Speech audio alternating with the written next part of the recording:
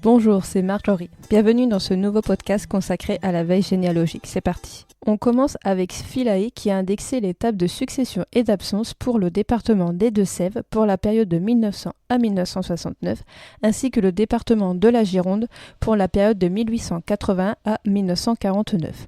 Vous allez aussi retrouver les recensements de la Vienne qui ont été indexés pour l'année 1906. Sachez également que vous pouvez retrouver Philae à la 10e édition du Salon de généalogie à Paris qui se déroulera donc très bientôt, soit le 14 au 16 mars. Concernant Généanet, vous allez pouvoir retrouver 234 nouveaux relevés collaboratifs, puis des mises à jour sur les archives notariales des Bouches-du-Rhône et également les archives notariales pour le département d'Ille-et-Vilaine. Et vous allez pouvoir aussi retrouver pour la Dordogne l'insinuation de la sénéchaussée de Périgueux avec 22 nouvelles liasses et également les archives notariales pour le département du Rhône. Vous pouvez également retrouver les mises à jour des fichiers cimetières avec différents départements en France mais également différents pays. Si cela vous intéresse, vous pouvez retrouver sur le site Généanet donc une interview de Christian Covez qui est intitulée Le bénévolat au service de la communauté. Donc il a numérisé à lui seul 135 registres de tutelle, curatelle, émancipation et décret de mariage de la sénéchaussée de Nantes allant pour la période de 1600 à 1790 et Généanet en savoir un peu plus sur ce travail qui a profité à toute la communauté des généalogistes ayant un ancêtre dans la région de Nantes. Généanet nous informe d'un nouvel article qui nous indique les nouveaux menus de Généanet intitulés les outils de travail que vous pouvez retrouver dans le détail, avec déjà comment accéder à ce menu, avec les anomalies de l'arbre, le suivi de recherche, les ancêtres manquants, les doublons potentiels, le dictionnaire des saisies, les annotations, comment convertir une date également.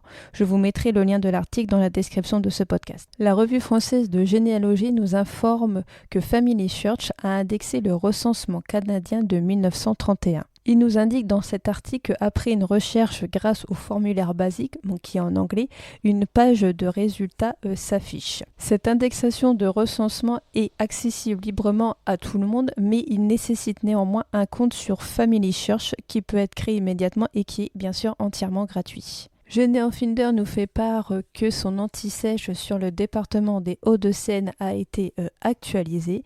Donc n'hésitez pas à aller sur le site pour retrouver les archives des Hauts-de-Seine en ligne avec les actes en ligne, les actes insolites, les migrations dans les Hauts-de-Seine, des liens également vers les Hauts-de-Seine en images avec des liens vidéo, les images et cartes postales anciennes, l'histoire aussi du département des Hauts-de-Seine avec plusieurs liens et également, ce qui est aussi important, les sites de généalogie dans les Hauts-de-Seine avec les cercles et associations en généalogie et les réseaux sociaux utiles. On continue également avec une anti-sèche qui est si vous avez des ancêtres à Malte.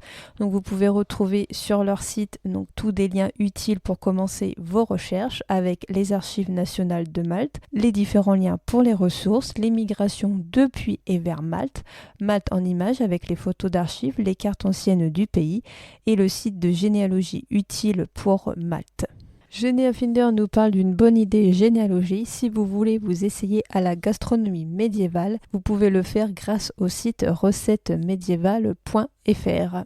La revue française de généalogie nous indique que l'indexation collaborative est ouverte pour les registres d'écrou des Landes. Il nous indique dans cet article que la mise en place de l'indexation collaborative permet de retrouver un prisonnier à partir d'un formulaire de recherche à plusieurs critères, en sachant qu'il y aura le nom, le prénom, l'année et le lieu de naissance, la profession. Donc il y a près de 9000 détenus qui ont déjà été indexés, mais bien sûr le travail continue pour tous les internautes bénévoles qui veulent y prendre part. Donc si vous souhaitez vous joindre à cette indexation collaborative, il y a un mode d'emploi qui est téléchargeable en PDF sur le site. Pierre-Valéry Archassal nous indique que 9534 plans d'immeubles parisiens du début du 19e siècle ont été mis en ligne. Donc ces plans sont conservés aux archives nationales et bien sûr sont en cours de numérisation, mais comme on l'indiquait, il y a déjà 9534 d'entre eux qui sont déjà consultables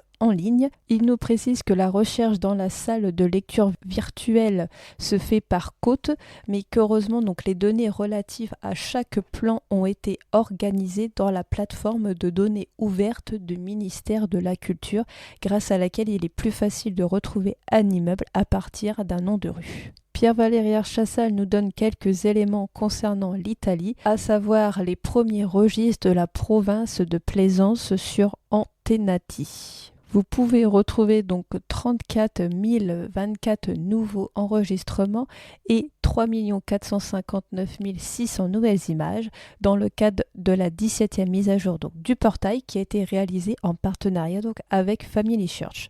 Donc, ces actes provenant des communes de la province de Piacenza couvrent une période qui va de 1662 à 1935. Donc pour accéder au registre qui vous intéresse, vous pouvez utiliser les feeds qui sont situés dans la colonne de gauche qui vous permettent de sélectionner des documents par localité, typologie, année, etc.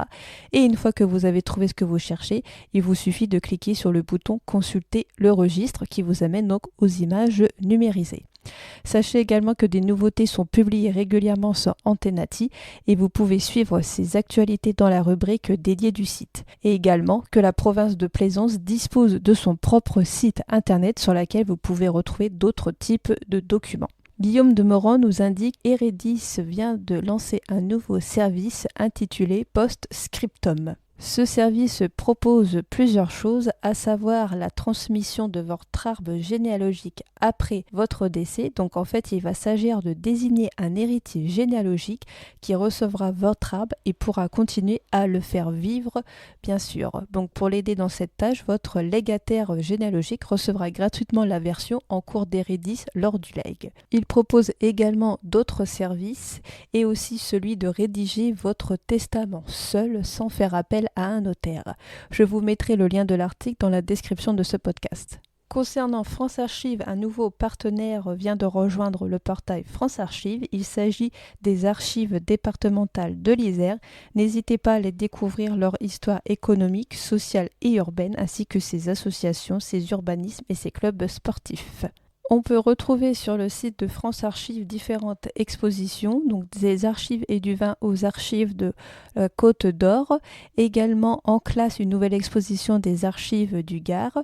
Vous pouvez également retrouver le projet Muvibat, donc c'est le musée virtuel des archives des banques populaires du Master 2 Archives de l'Université d'Angers. On retrouve également la mise en ligne de l'inventaire des archives du Racing Club de France pour les archives des Hauts-de-Seine. Ensuite, vous pouvez écouter les archives de l'Aude et bien sûr d'autres actualités que vous pouvez retrouver sur le site. Je vous remercie pour votre écoute ainsi que pour votre fidélité. Et si vous avez des commentaires, vous pouvez me les transmettre sur ma chaîne YouTube. Et je vous dis à très vite pour un nouveau podcast généalogique.